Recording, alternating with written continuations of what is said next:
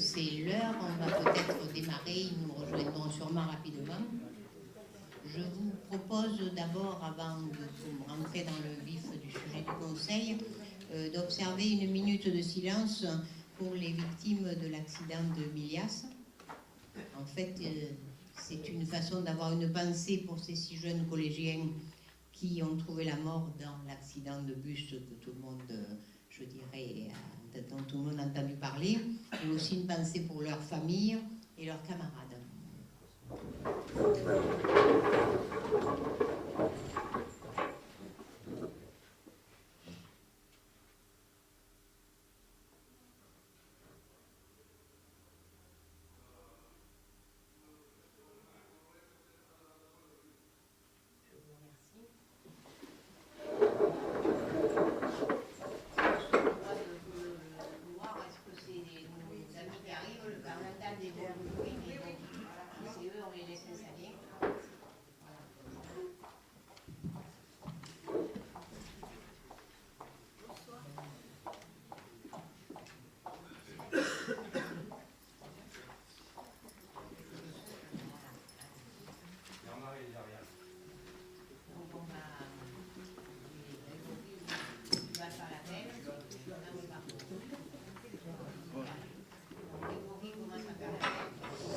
Monique Slissa, Fabrice Vega, Dominique Bussy, Annie Martin, Pierre Tonarelli, Sophie Chave, André Vincent Balzano, Francette Mépi, Bernard Chauveau,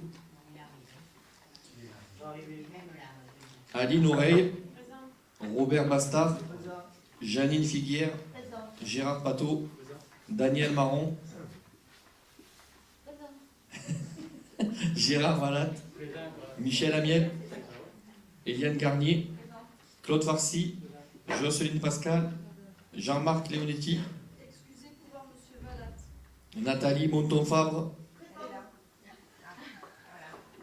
Bernard Chauveau vient d'arriver, Didier Long, Delphine Alali, Renaud Reynaldo,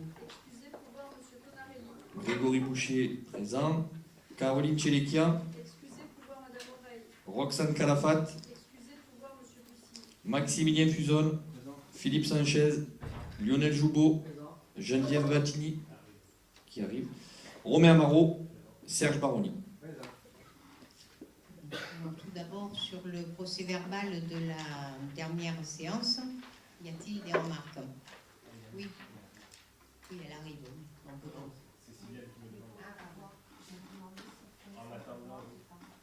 Là, d'abord, y a-t-il des remarques sur le procès verbal? Voilà. Un micro quand même.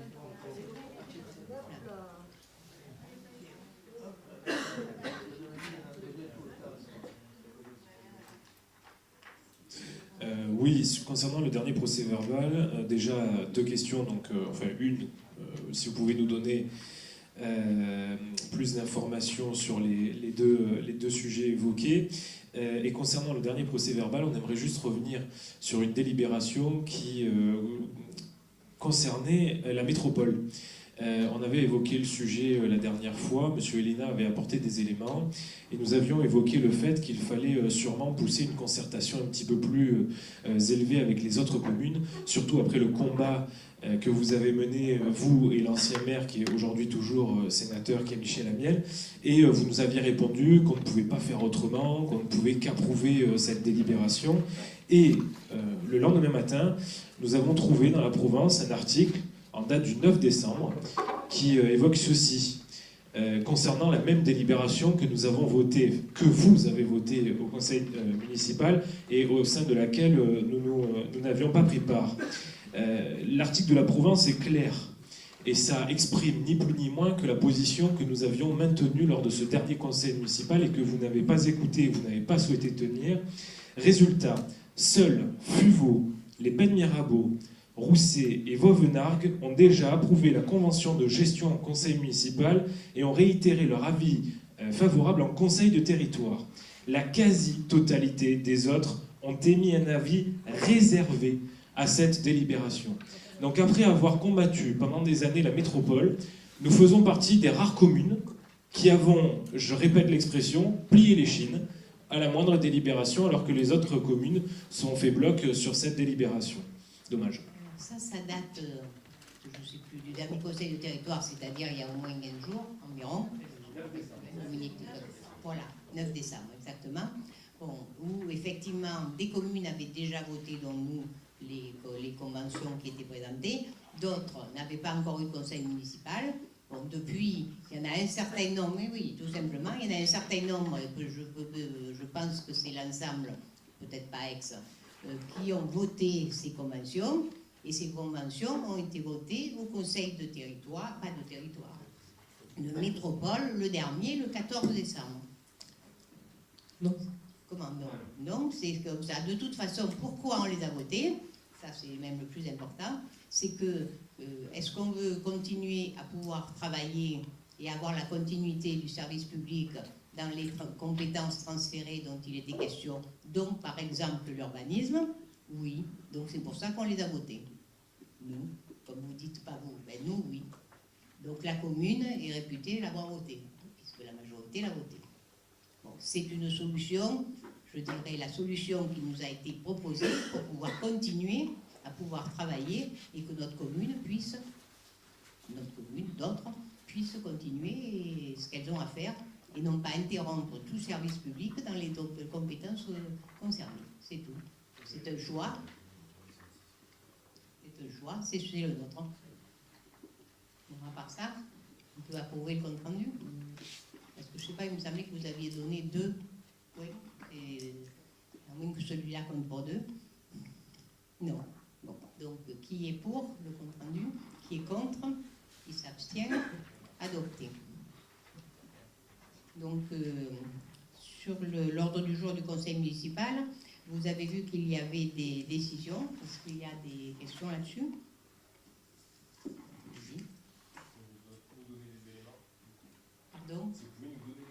Alors, il s'agit pour les deux de recours contre l'installation de la société, celle qui est appelée